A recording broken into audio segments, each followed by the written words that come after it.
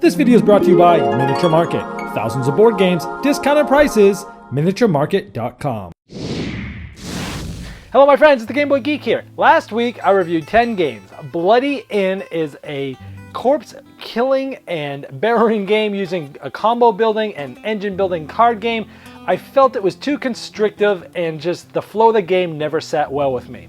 Floating Market is a game that's manipulating dice where you're trying to get fruit, and I feel like it's too lucky to be a strategic person's game and too strategic to be a lucky person's game, and it found itself in no man's land.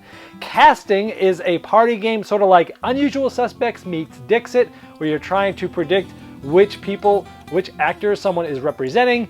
But in the end, unfortunately, I wanted to like this one, but there's just some problems or flaws with the game that I couldn't get over. Boomtown Bandits is a sort of shoot-'em-up Old West game where you're rolling dice fast and furious against people trying to knock them off locations that you're trying to rob and loot instead of them.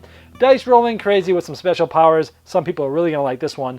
OMG is essentially Uno with special abilities. Great for families that want to wean kids off Uno and give them a little bit more strategy.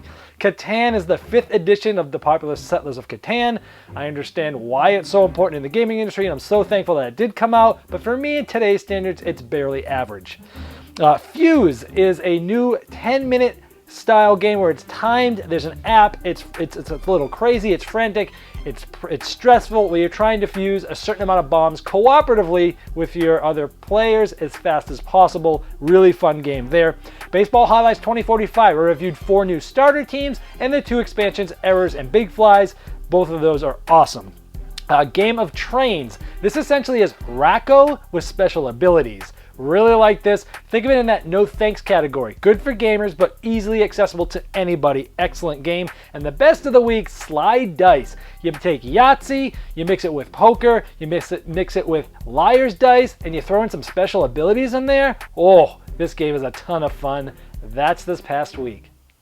This video was sponsored by Miniature Market's Review Corner. The Review Corner features podcasts, video, and written game reviews by gamers for gamers. Miniature Market, the online gaming superstore. Thousands of board games, discounted prices. Check them out at miniaturemarket.com.